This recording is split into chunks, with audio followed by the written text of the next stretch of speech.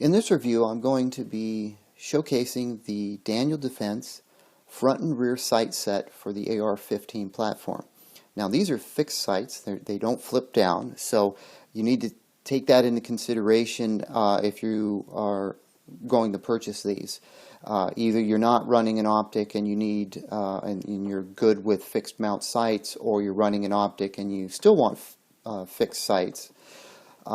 So these sights are going to appeal to a certain segment of the marketplace, and I've been wanting to try these for a while. They're not specifically new on the market. They've been around for a couple of years, but I've always liked them since I saw them on a Daniel Defense rifle, and finally got around to picking up a pair. So I'm going to, when I'm done talking about these, I'm going to install these on my SBR and see what it looks like. So these are made from 6061 T6 aluminum, which is kind of standard in the industry. Daniel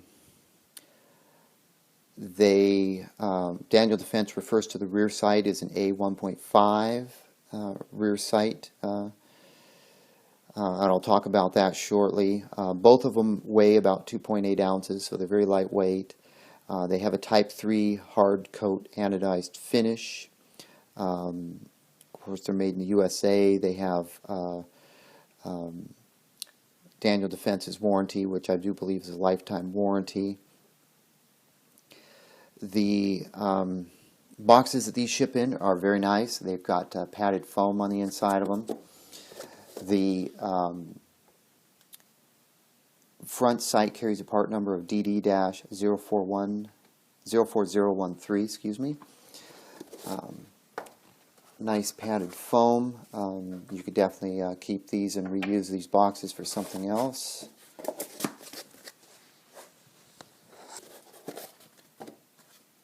And nothing else inside the box except for the padded foam.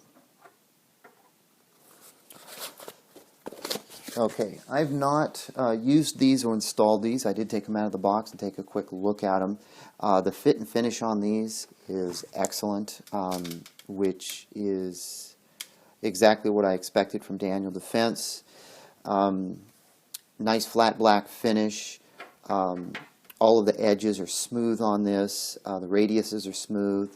Even if you see the bolt head is flushed. There's really no sharp surfaces that's going to snag on your sling or your loadout. You can, I believe Daniel Defense also mentions that these radiuses are great for a thumb rest, at least on the front sight. Now, I mentioned that the rear sight is referred to as a 1.5. I believe that is due to the adjustment wheel here, which requires pushing down on the pin, or using bullet tip to turn this. So it doesn't have a gigantic knob on it like a lot of the other sights that you see on the market.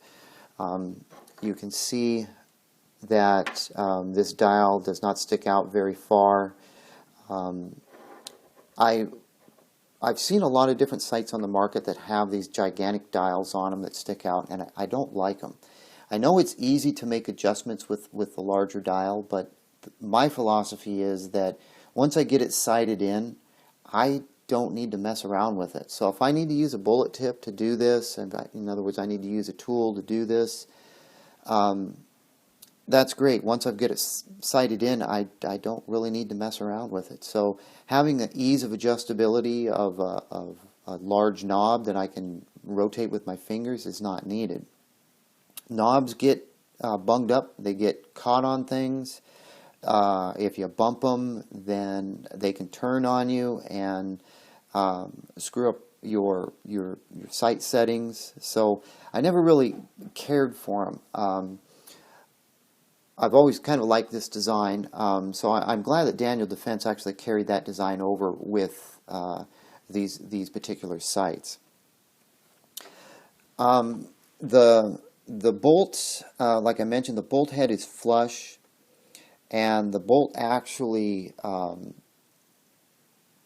screws into a threaded insert. Now, this threaded insert Daniel Defense refers to, what do they call it? They call it a self-locking stainless steel thread insert, which is good because this is aluminum and this is a steel bolt. You don't want a steel bolt threading into aluminum because what'll happen is if you tighten it too much, you bust the threads out of the aluminum. That is a big problem with cheap sights, well, cheap anything, where you've got a steel bolt going into aluminum. If you don't have a steel threaded insert, you're not dealing with a quality product. That's my opinion. Daniel Defense, like Troy and a lot of other manufacturers, they really know how to make a high quality product that's going to last. And if you're military or in the police, you can rely on these components not to let you down in the field. The Daniel Defense rear has a cutout down here on the bottom, and then of course you can see the standard aperture, which you can just flip. You've got firm detents and clicks. This isn't going to move, and of course it's hooded, so you're not going to bump this and break it off or move it. So good design. I like to see that on pretty much any type of sight should have this type of hooded design where your aperture is protected. I have reviewed a few sites that don't have this feature, and I will mention that, but this is definitely the way it should be, in my opinion, design-wise. The front sight uses a standard post that requires a tool or a bullet tip. Press down on the pin, and then you can adjust your sight post up or down. And of course, it gives you even a direction right there. This way is up. DD logo on the front sight. Of course, on the side we've got Daniel Defense. Also, we have a direction indicator right there as well, to indicate that this direction moves your aperture to the right. The finish on this, like mentioned, was the Type 3 hard coat anodized finish. It's a nice flat black. There's no flaws in the finish. There's no machining marks that I can see, even on the inside here, where you would think that people would cheap out a little bit. I really can't see any machining marks underneath the finish. So very happy with the finish, the design, the coloring, the fact that there's no sharp corners. Everything is got a radius to it. Very good design. So let me see if there's any information on that Daniel Defense posted that's worth mentioning right at this moment. According to Daniel Defense, they paid special attention to the design of the front sight, so it will facilitate the use of compact weapon sights forward of the sight, such as the X300, TLR1, etc. I'm not. I'm assuming they're referring to mounting this on a rail, then having a weapon light right directly in front of it, and possibly these contours right here provide quick and easy access to turn the sights on or off. I don't have an X300 or a TLR1, so I'm making an assumption.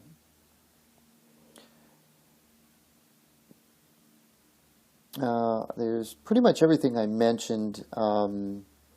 Well, they're machined, precision CNC machined, and I believe that Daniel Defense provides a lifetime warranty on these. So anyway, at this point, what I'm going to do is I'm going to put these on my SBR, and we'll go ahead and take a look at them and see what they look like on the rifle. Okay, I have the upper receiver off my SBR here because it's easier for me to show and keep in frame on the camera instead of the entire rifle. At least I can get the upper receiver to kind of stand up. So if you remove the bolt, actually with the bolt removed, you can see the threaded insert right there. That's kind of got a reddish hue to it. You can probably pry these apart a little bit to put them on like this, or you can just slide them on. You know, in this particular situation, well,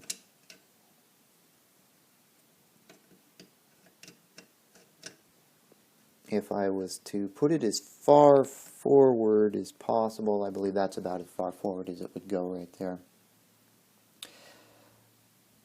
Now, if you wanted to run a light in front of the sight, you could slide this back a bit.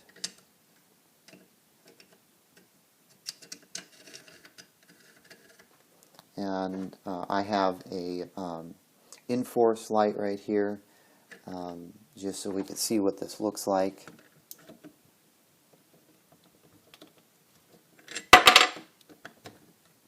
So if I was to mount that right there, in theory, I'm going to put that right behind it. This wouldn't really work out too well, in my opinion. I guess you could get up to access the button. I'm not sure if that's something that I want to do. I don't run this light on this particular rifle because it's a. But I believe that is what they had in mind when they referred to is for use with the X300 or the TLR1. So that's an option if you wanted to run your weapon light up front like that.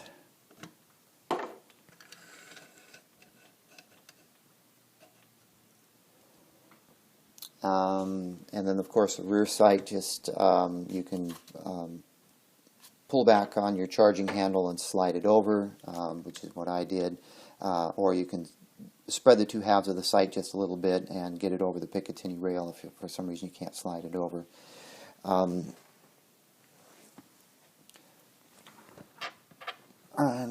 all you really would need to do at this point is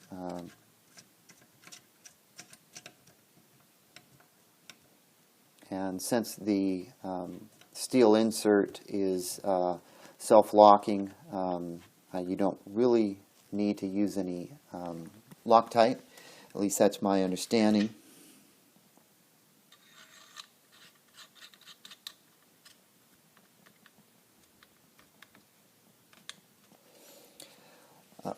So that's kind of what the Daniel Defense sights look like on this upper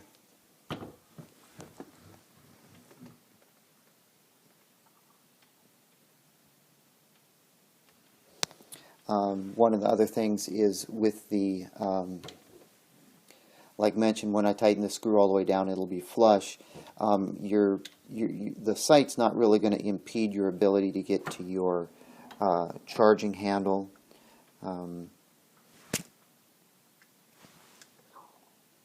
So you can easily get to your charging handle if you have an ambidextrous or if it's just a left-handed. You're not the sight's not going to be in the way of that.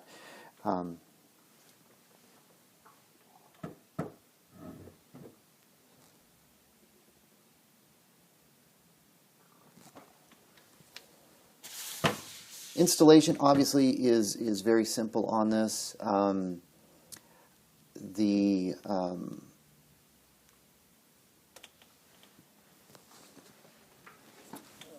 So keep this in frame.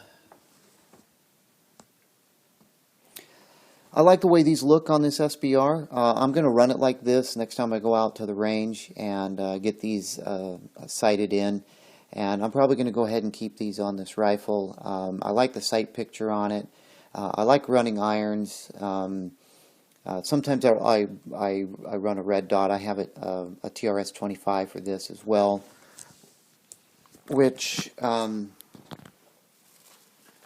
with the mount that I have, it would give me an absolute co-witness with these sights.